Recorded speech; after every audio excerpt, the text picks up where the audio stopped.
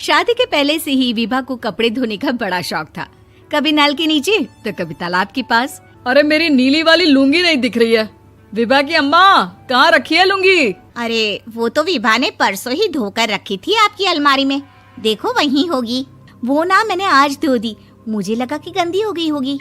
अरे कैसे गंदी हो गई थी? उसे तो मैंने पहना भी नहीं। हे भगवान, इस लड़की के कपड़े धोने की आदत से परेशान हो गया हूँ मैं। जितना तो घर में राशन नहीं आता, उससे कहीं ज्यादा डिटर्जेंट पाउडर का खर्चा है। इसकी शादी करवा दो, शादी जाए अपने घर में ही करे काम, फिर चाहे घर के कपड़े धोने हो या पूरे गांव के। हाँ ठीक बोल रही हो, देखता हूँ मैं कोई लड़का। वो दिन भी आ जाता है जब विभा को देखने लड़के वाले आ जाते हैं। लड़की मुझे अच्छी लगी। होने वाली सास कहती है, बेटी अगर कुछ पूछना है तो पूछ लो। वैसे तो हमारी लड़की बहुत ही शर्मीली है, जो बोल दो वो मान लेती है, इसे क्या पूछना होगा। अरे कैसी बात कर रही हो माँ, मुझे इन लोगों के घर रहना है, सवाल तो कई है।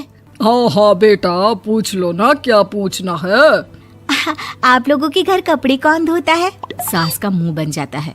देखो, अगर तुम ये कहना चाहती हो कि तुम्हें कपड़े धोने नहीं आते तो सुन लो, कपड़े मैं ही धोती हूँ, लेकिन तुम्हारे आ जाने के बाद मैं रुमाल तक नहीं धोऊंगी। अरे चुप रहना भाग्यवान, बहू बेचारी घर आई नहीं, उसे डराना शुरू कर दिया। वो क्या है ना बिटिया, अभी तक तो ये कल्लू की माँ ही धोती थी, लेकिन अब तुम्हारे पापा तो दहेज में वॉशिंग मशीन देंगे ही।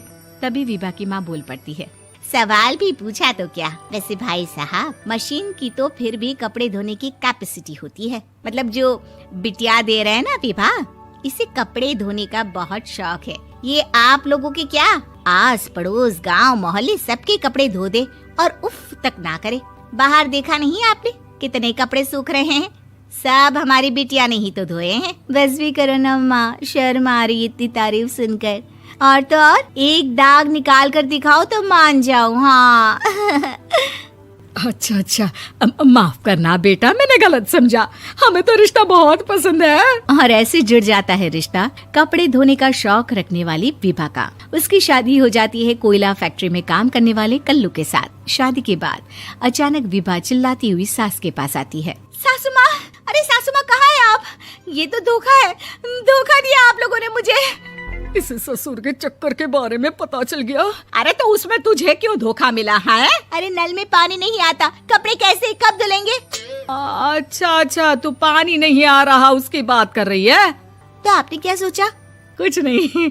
अच्छा तेरी माँ ने कहा था कि कपड़े धोने का शौक है तुझे, याद आया मुझे।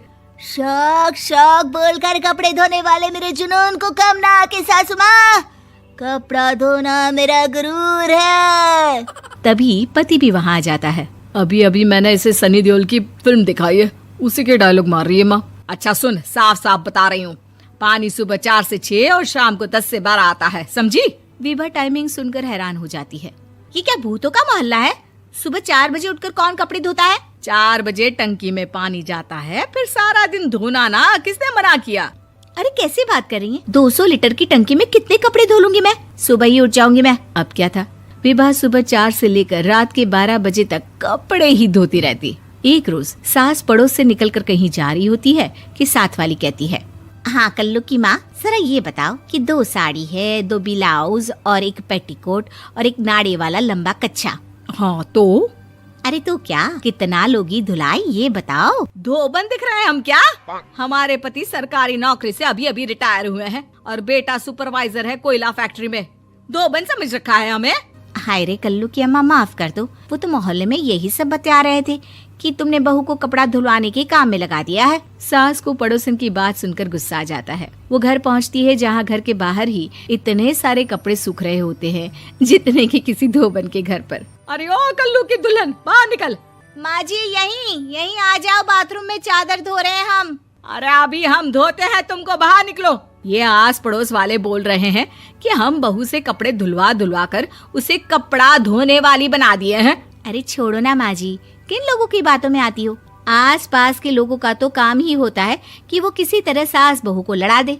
बहू सारे घर के कपड़े धोती है, ये क्या कम है? बोलिए। सास को भी लग जाता है कि वो बहू का ये सनकीपन नहीं छुड़वा सकती, इससे अच्छा है कि खुद ही चुप हो जाए।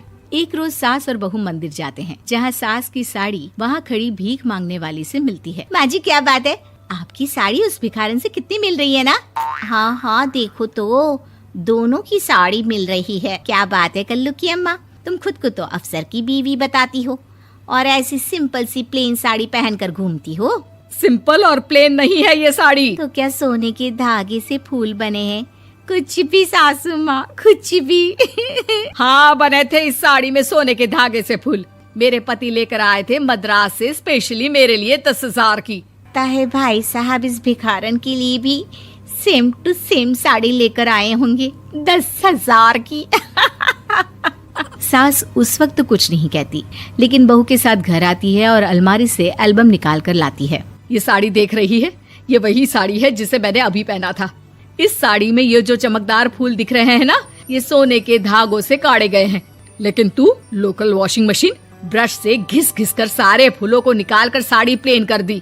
मुझे माफ कर दीजिए सासू माँ। और तो और, जब मैंने तुझे तेरी गलती के लिए कुछ नहीं कहा, लेकिन तूने तो सबके सामने मेरा मजाक ही बना दिया। क्यों? बहू को समझ में आ जाता है कि अब से उसका कपड़े धोना बंद।